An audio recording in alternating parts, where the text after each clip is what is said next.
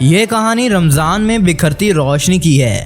دیہی گاؤں کی پرسکون راتوں میں ایک عورت زلیخا ہر رمضان اپنے پرانے چراغ کو جلاتی تھی۔ یہ چراغ اس کے آباء و اجداد کی نشانی تھا جو کئی نسلوں سے چلا آ رہا تھا۔ گاؤں کے بچے، بوڑھے، جوان سب اس چراغ کو دیکھ کر حیران ہوتے، کیونکہ جیسے ہی زلیخا اس چراغ کو جلاتی، روشنی گاؤں کی گلیوں میں بکھر جاتی اور فضا میں ایک روحانی چمک محسوس ہونے لگتی تھی۔ یہ گاؤں غربت کی چادر میں لپٹا ہوا تھا۔ لوگ محنت کرتے مگر ان کی زمینیں بنجر ہو جاتی تھیں اور فصلیں کمزور۔ لیکن جب بھی رمضان آتا اور زلیخا کا چراغ جلنے لگتا، گاؤں میں ایک الگ ہی برکت محسوس ہونے لگتی تھی۔ لوگ دل سے روزے رکھتے، عبادت میں لگ جاتے اور حیرت انگیز طور پر ان کے مال کاروبار میں اچھے اضافے ہونے لگتے تھے۔ ایک دن ایک نوجوان سلیم جو ہمیشہ قسمت پر شکوہ کرتا تھا، زلیخا کے پاس آیا اور پوچھنے لگا، یہ چراغ کون سا جادو کرتا ہے جو پورے گاؤں کو بدل دیتا ہے؟ زلیخا مسکرا کر بولنے لگتی ہے، یہ جادو نہیں بلکہ نیت کی سچائی اور روشنی کی برکت ہے۔ جب انسان کا دل صاف ہو اور وہ دوسروں کی بھلائی چاہے تو اللہ خود اس کے لیے راستے کھول دیتا ہے۔ چودھری جو گاؤں کا رئیس تھا، جو ہمیشہ دولت کے پیچھے بھاگتا تھا اور غریبوں کا حق مارتا تھا، جب اسے زلیخا کے چراغ کی برکت کا علم ہوا تو لالچ میں آ گیا۔ ایک رات اس نے اپنے آدمیوں کو بھیجا اور چراغ چوری کروا لیا۔ وہ سمجھ رہا تھا کہ اب وہ چراغ کی مدد سے اپنی قسمت بدلے گا، مگر جیسے ہی اس نے چراغ جلایا، ایک عجیب واقعہ پیش آ گیا۔ روشنی پھیلنے کی بجائے پورا کمرہ دھوئیں سے بھر گیا۔ چودھری اس کے آدمی کھانسنے لگے، آنکھوں میں جلن محسوس ہوئی اور ہر طرف اندھیرا ہی اندھیرا ہو گیا۔ وہ گھبرا گیا اور چراغ کو زور سے زمین پر دے مارا۔ چراغ ٹوٹنے کی بجائے روشن ہو گیا، مگر روشنی میں چودھری کو اپنے تمام برے اعمال نظر آنے لگے۔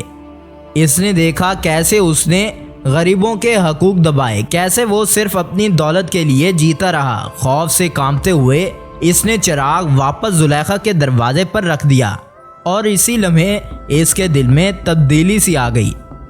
گاؤں کے ایک بیمار لڑکے کی ماں نے زلیخا کے پاس آ کر فریاد کی، بی بی میرا بیٹا کئی دنوں سے بیمار ہے، کوئی دوا کام نہیں کر رہی، آپ کا چراغ پورے گاؤں کی قسمت بدل دیتا ہے، شاید میرے بیٹے کی قسمت بھی بدل جائے۔ زلیخا نے مسکراتے ہوئے چراغ جلایا اور دعا کے لیے ہاتھ اٹھائے۔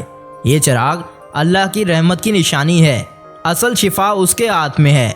اس رات جب حمید کی ماں اپنے بیٹے کے پاس بیٹھی تو اس نے دیکھا کہ اس کا بیٹا پہلے سے بہتر محسوس کر رہا تھا۔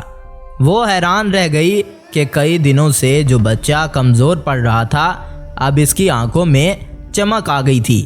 اگلے دن جب لڑکے نے روٹی کا پہلا نوالا کھایا تو پورا گاؤں حیرت میں پڑ گیا۔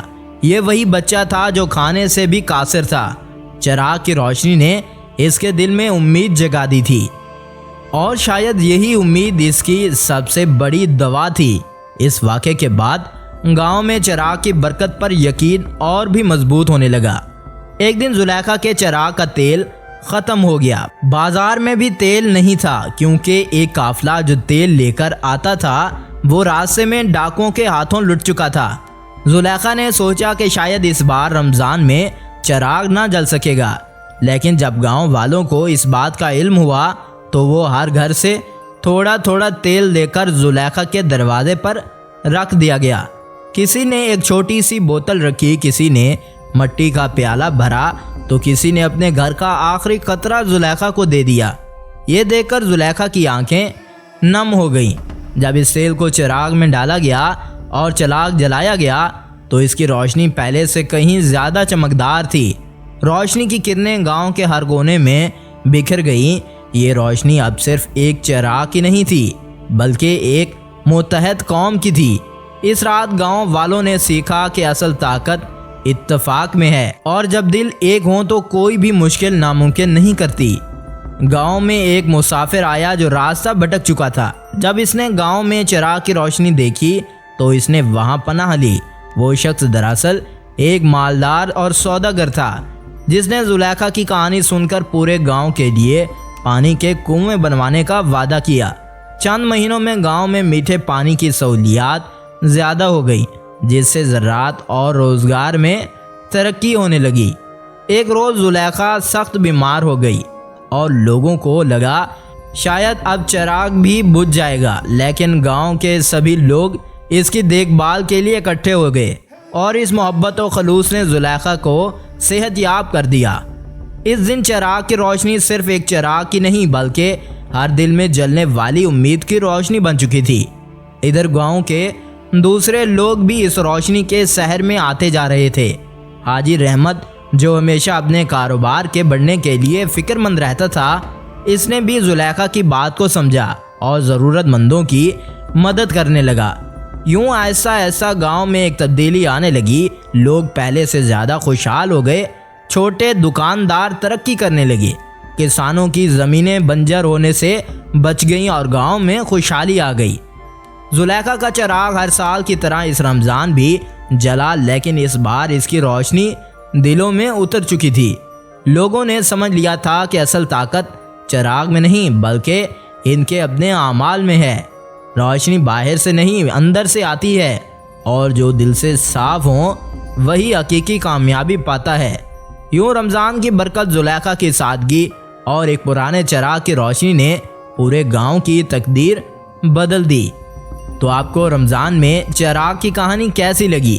اگر اچھی لگے تو ویڈیو کو لائک کیجیے گا، چینل کو سبسکرائب کیجیے، اگلی ویڈیو تک انتظار کیجیے۔ شکریہ۔